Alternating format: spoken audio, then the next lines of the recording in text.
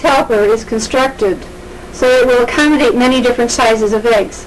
I have in front of me an ostrich egg. You can see how nicely that this holds the egg, and it marks as well as any one of the different sizes I'm going to show you. The ostrich egg is very thick in shell, around 1/8 of an inch thick. You can do many different things with it, make seams inside, put doors on it. You can also make it into jewel cases. Now the jewel cases are very pretty and they're always beautifully lined to hold jewelry. I always tell everybody you can either put something in a jewel case or you can get something in a jewel case. My next egg that I'm going to show you is an emu egg. It is the native bird of Australia. It's a very interesting eggshell because it's black and it has turquoise speckles on it. This is one of the eggshells that you can carve through the different layers of black, revealing the turquoise shell underneath. There are many different things you can do with emu and rhea, which is about the same size. It's a creamy yellow egg, and that is the native bird of South America. The next egg that we have in the egg holder is a goose egg. Now you can see how nicely it holds the goose egg. Goose eggs come in many different sizes, from double yolk, which is quite a large size, a little bit smaller than the emu egg you saw before, down to the smaller size in the goose eggs. The next egg that I have to show you is a duck egg. The duck egg needs to have the adapters with it so that you can use all the surfaces of the duck egg and mark on it. None of these eggs in these holders will ever change any kind of marking that I'm going to show you from here on in. This little teeny tiny egg is a quail egg. I've used the adapters with it, and you can mark this the same as you do an ostrich egg. I do not recommend that you use the egg holder for any egg smaller than that because the egg is too tiny and most of the time you're doing freehand drawings on that egg. Instruction sheet. When you set the pencil to divide the egg equally, you do a test. The test is done by setting the egg holder on its side and drawing a line. Turn the egg holder to the opposite side and draw a line in the same place. Both lines should be one on top of the other. If not, adjust the pencil. We're going to take our marker, set our pencil in the center notch, same as we've always done before. We're going to turn it on the side and do our test right here. Taking it to the opposite side, we're going to do a test in the same place. One pencil line being on top of the other. We're set to divide equally.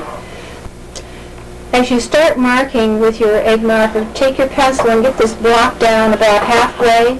Tighten the thumb screw on the pencil itself. When you are making a single door mark on your egg, the pencil will always be above this center line notch. I'm going to set the pencil and we're going to draw an oval door. You're going to see how simple an oval door is. This is why we're starting with it. Draw it on your egg from the center, from the egg plate to the center. There's the bottom. You're drawing on the side and drawing here on the top. That's how simple and easy it is to make an oval door on an egg. The design we're going to draw on an egg is a jewel box. I'm going to divide the egg again. Most of the time you start a lot of your designs by dividing the egg. Set your pencil, turn it to the side, draw your line, turn it to the opposite side, and draw a line in the same place. I have to kind of peek around the corner here so I can see what I'm drawing. If you see two lines, of course you've got to adjust your pencil. But let's go with this one because I want to divide the egg where I can put a placement for the hinge on one side and a design in the front. Now there were two lines I drew. You can go completely around the egg if you want to, but you don't have to. I'm going to turn the egg holder plates on the feet, and I'm going to lower the pencil block. Set my pencil so I'm going around the egg. Now I want this a little bit above the fattest part because what I'm going to do is I'm going to draw a design on that. Now here we have the two lines for the hinge in the back and the design in the front, and this is where I'm going to cut the lid. It's a very simple jewel box, but I think you'll understand how it works. Now just let me go get my pencil, and I'll draw a design on there for you. These are real simple and easy to do, drawing your lines on there, so that you have a V going down. You may have a V going up, but once you get your guidelines in there, you can always do different. This time we're going to show you how to do two doors opposite each other. What we do is we keep trying to make things a little more challenging for you each time we do it. We're going to set our pencil in the center line notch the same as we have many times before. Turning your marker on its side, draw a line, turn it to the opposite side, draw a line in exactly the same place. If you see two lines, you adjust your pencil so that you only see one line in that particular position. Once you know that that has been satisfied, then you take your marker and you divide the egg in half. There.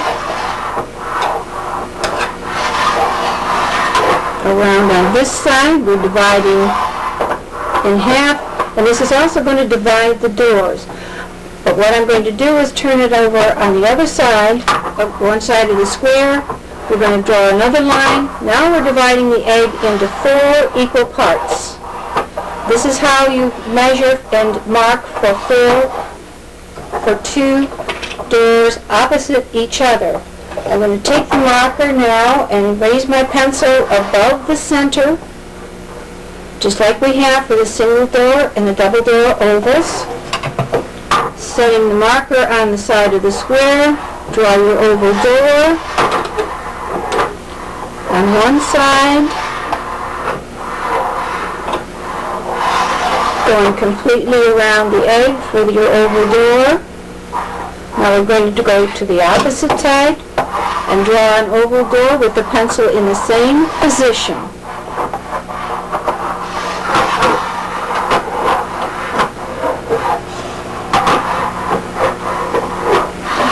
Now I have 2 oval doors opposite each other, and they are also divided down the center. Now this is how it looks. There's an oval door on that side. There's an oval door on this side where you divide it down the center.